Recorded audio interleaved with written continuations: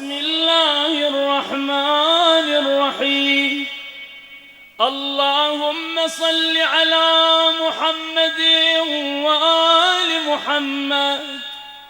اللهم إني أسألك برحمتك التي وسعت كل شيء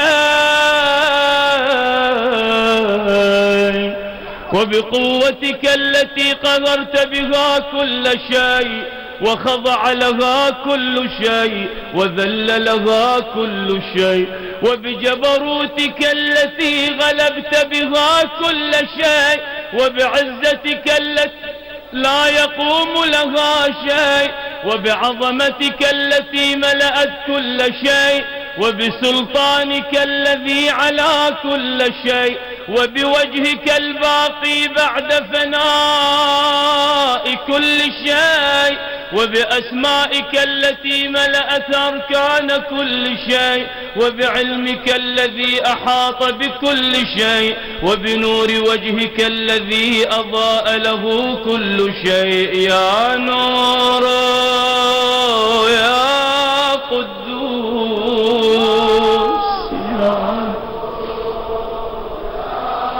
بنور وجه الحسين. يا نور اقض حوائجنا. يا نور يا أول الأولين ويا آخر الآخرين. اللهم اغفر لي الذنوب التي تهتك العصام. اللهم اغفر لي الذنوب التي تنزل النقام. اللهم اغفر لي الذنوب التي تغير النعام. اللهم اغفر لي الذنوب التي تحبس الدعاء.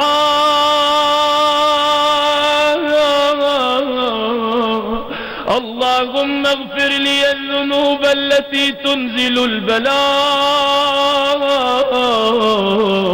اللهم اغفر لي كل ذنب أذنبته وكل خطيئة أخطأتها. اللهم إني أتقرب إليك بذكرك وأستشفع بك إلى نفسك وأسألك بجودك أن تدنيني من قربك وأن توزعني شكرك وأن تلهمني ذكرك. اللهم إني أسألك سؤال خاضع متذلل خاشع أن تسامحني وترحمني وتجعلني بقسمك راضيا قانعا وفي جميع الأحوال متواضعا.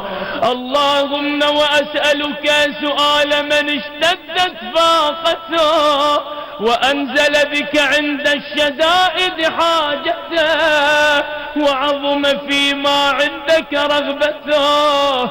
اللهم عظم سلطانك وعلى مكانك وخفي مكرك وظهر أمرك وغلب قهرك وجرت قدرتك ولا يمكن الفرار من حكومتك. اللهم لا أجد لذنوبي غافرا ولا لقبائحي ساترا ولا لشيء من عملي القبيح بالحسن مبدلا غيرك. لا إله إلا أنت سبحانك وبحمدك ظلمت نفسي ظلمت يا الله ظلمت يا رب وتجرأت بجهلي وسكنت إلى قديم ذكرك لي ومنك علي. اللهم مولاي كم من قبيح سترته، وكم من فادح من البلاء أقلته، وكم من عذار وقيته، وكم من مكروه دفعته، وكم من ثناء جميل لست أهلا له نشرته. اللهم عظم بلائي وأفرط بي سوء حالي، وقصرت بي أعمالي، وقعدت بي أغلالي، وحبسني عن نفعي بعد آمالي، وخدعتني الدنيا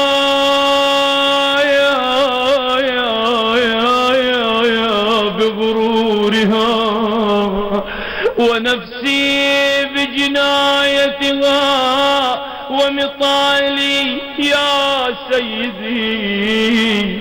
فأسألك بعزتك ألا يحجب عنك دعائي سوء عملي وفعالي، ولا تفضحني بخفي ما اطلعت عليه من سري، ولا تعاجلني بالعقوبة على ما عملته في خلواتي من سوء فعلي وإساءتي ودوام تفريطي وجهالتي وكثرة شهواتي وغفلتي.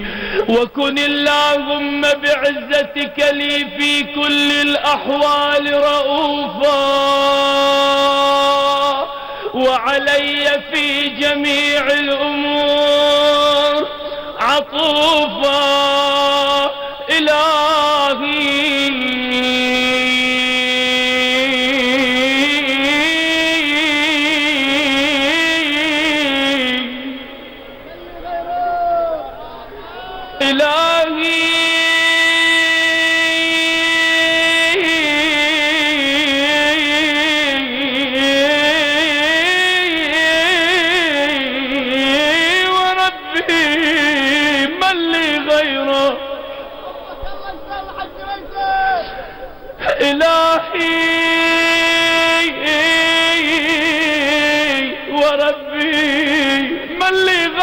أسأله كشف ضري والنظر في أمري. إلهي ومولاي أجريت علي حكما اتبعت فيه هوى نفسي، ولم أحترس فيه من تزيين عدوي، فغرني بما أهوى وأسعده على ذلك القضاء، فتجاوزت بما جرى علي من ذلك بعض حدودك، وخالفت بعض أوامرك، فلك الحجة علي في جميع ذلك، ولا حجة لي فيما جرى علي فيه قضاء، وألزمني حكمك وبلاء. وقد أتيتك يا إلهي بعد تقصيري وإسرافي على نفسي بأي حال، معتذرا نادما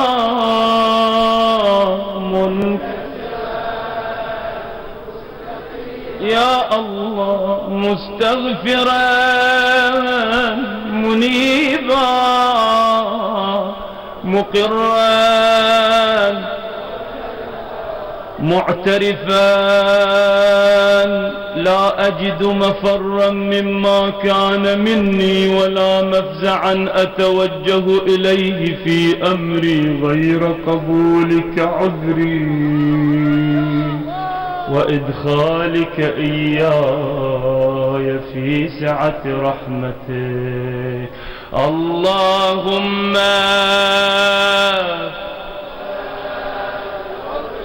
يا الله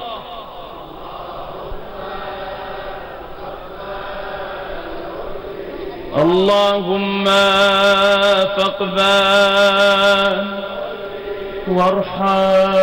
وارحم شدة ضري وفكني من شد وثاقي يا رب يا رب يا رب يا رب ارحم ضعف بدني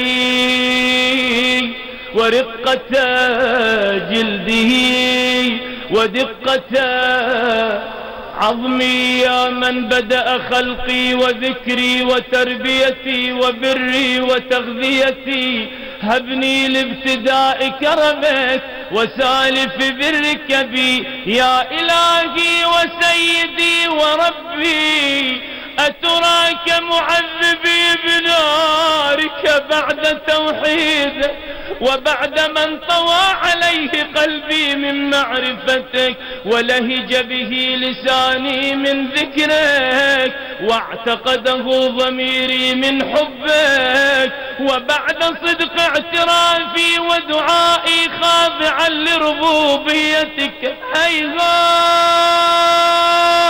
هيهات أنت أكرم من أن تضيع من ربيته أو تبعد من أدنيته أو تشرد من آويته أو تسلم إلى البلاء من كفيته ورحمته وليت شعري يا سيدي وإلهي ومولاي أتسلط النار على وجوه خرت لعظمتك ساجدة وعلى ألسن نطقت بتوحيدك صادقة وبشكرك مادحة وعلى قلوب اعترفت بإلهيتك محققة وعلى ضمائر حوت من العلم بك حتى صارت خاشعة وعلى جوارح سعت إلى أوطان تعبدك طائعة وأشارت باستغفارك مذعنة ما هكذا الظن بك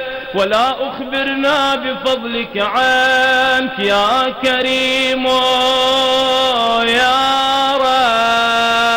رب يا كريم بكرمك يا رب بكريم أهل البيت يا الله يا كريم وأنت تعلم ضعفي عن قليل من بلاء الدنيا وعقوباتها وما يجري فيها من المكاره على أهلها على أن ذلك بلاء ومكروه قليل مكثه يسير بقاؤه قصير مدته فكيف احتمالي لبلاء الآخرة فكيف احتمالي لبلاء الآخرة وجليل وقوع المكاره فيها وهو بلاء تطول مدته ويدوم مقامه ولا يخفف عن أهله لأنه لا يكون إلا عن غضبك وانتقامك وسخطك وهذا ما لا تقوم له السماوات والأرض يا سيدي فكيف بي وأنا عبدك الضعيف الذليل الحقير المسكين المستكين يا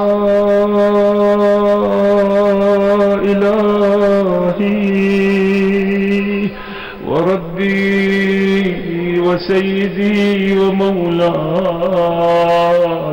لأي الأمور إليك أشكو ولما منها أضج وأبكي لأليم العذاب وشدته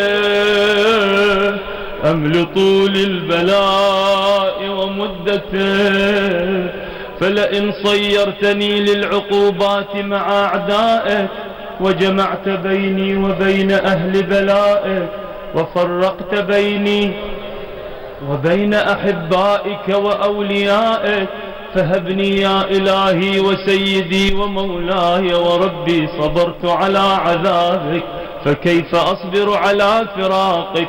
وهبني يا إلهي صبرت على حر نارك، فكيف أصبر عن النظر إلى كرامتك؟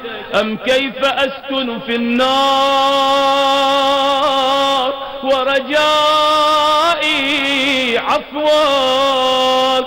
فبعزتك يا سيدي ومولاي أقسم صادقا لئن تركتني ناطقا لأضجن إليك بين أهلها ضجيج الآملين، ولأصرخن إليك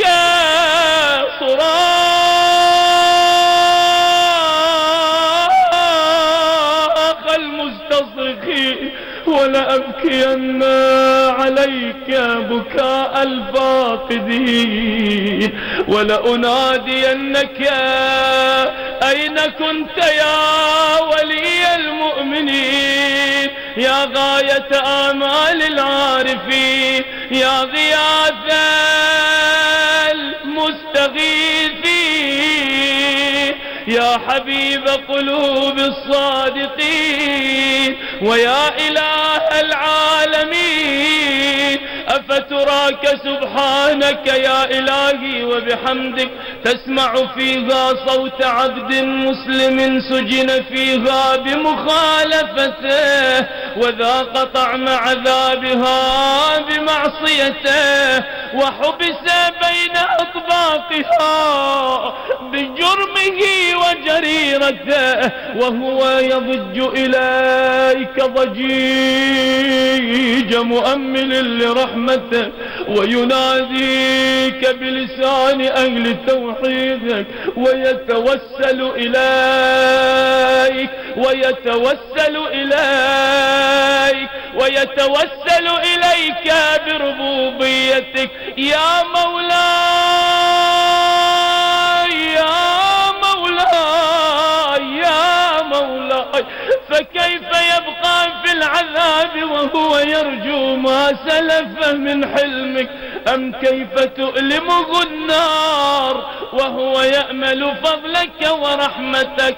أم كيف يحرقه لهيبها وأنت تسمع صوته وترى مكانه؟ أم كيف يشتمل عليه زفيرها وأنت تعلم ضعفه؟ أم كيف يتقلقل بين أطباقها وأنت تعلم صدقه؟ أم كيف تزجره زبانيتها وهو يناديك يا ربه؟ أم كيف يرجو فضلك في عتقه منها فتتركه فيها هيهات هيهات هيهات؟ ما ذلك الظن بك ولا المعروف من فضلك، ولا مشبه لما عاملت به الموحدين من برك وإحسانك، فباليقين أقطع لولا ما حكمت به من تعذيب جاحديك وقضيت به من إخلاد معانديك لجعلت النار كلها بردا وسلاما، وما كانت لأحد فيها مقرا ولا مقاما، لكنك تقدست أسماؤك أقسمت أن تملأها من الكافرين من الجنة والناس أجمعين، وأن تخلد فيها المعاندين، وأنت جل ثناؤك قلت مبتدئا وتطولت بالإنعام متكرما، أفمن كان مؤمنا كمن كان فاسقا لا يستوون.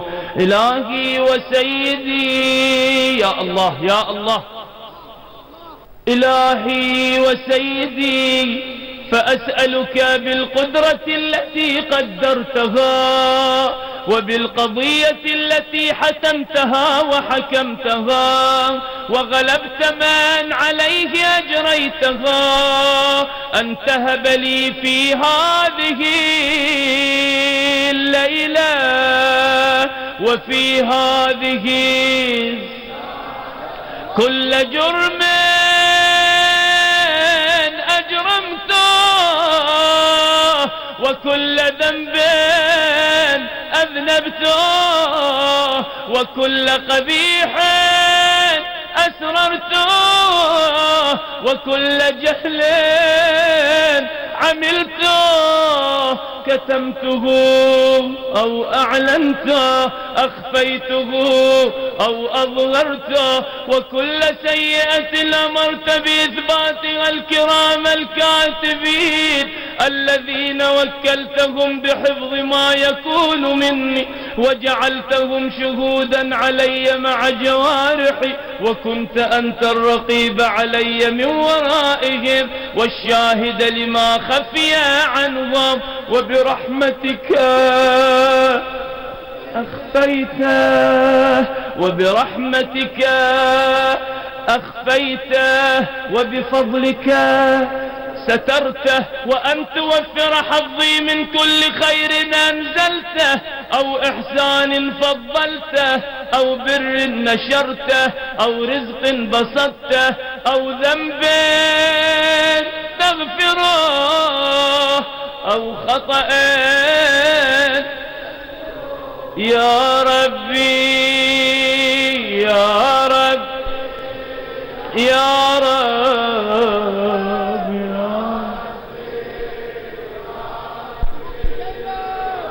يا رب يا ربي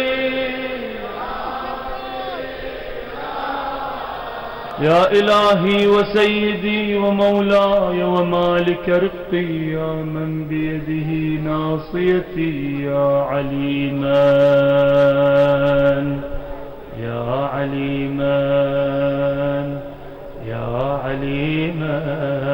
كل ما يجرى عليكم شيعة أمير المؤمنين بعين الله يعلم، يا عليما بضري ومسكنتي، يا خبيرا بفقري وفاقتي، يا ربي يا رب يا رب يا ربي يا رب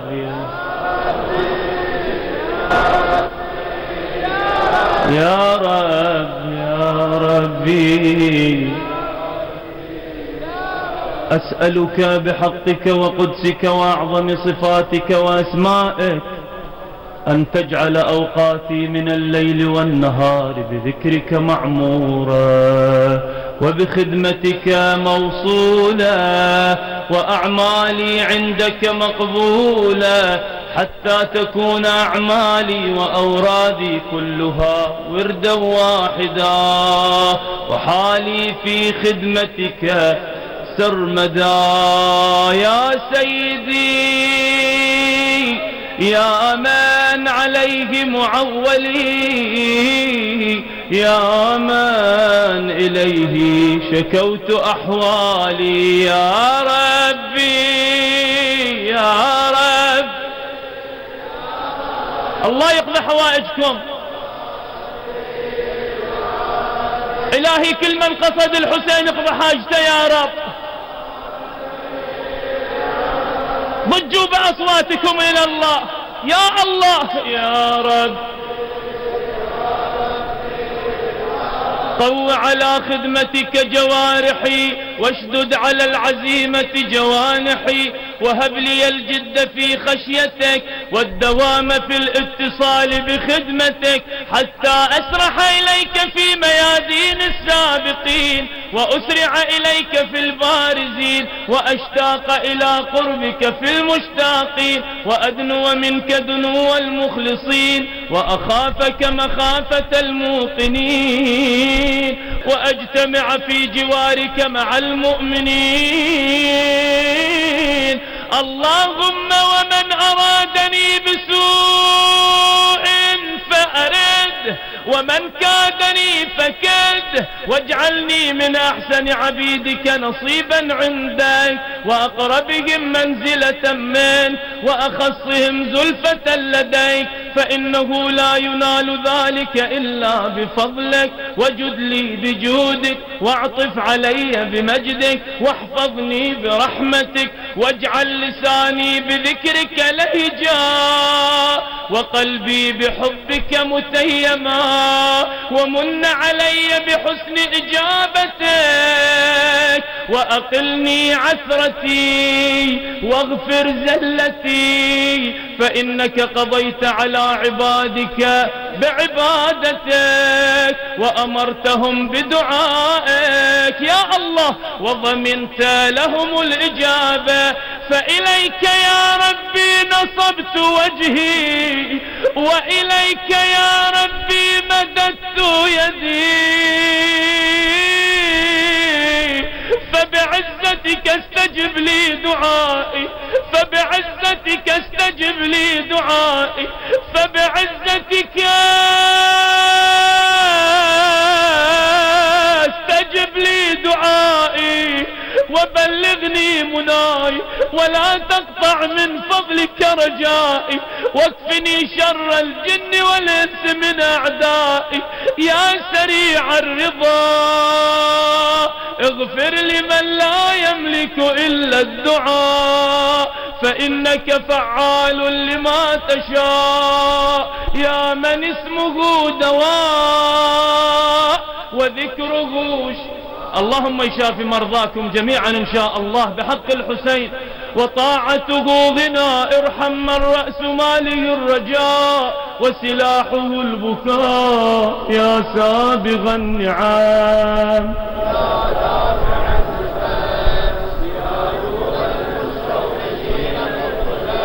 يا عالما لا يعلم، صل على محمد وآل محمد، وافعل بما أنت أهله. وصلى الله على رسوله والأئمة الميامين من آله، وسلم تسليما كثيرا.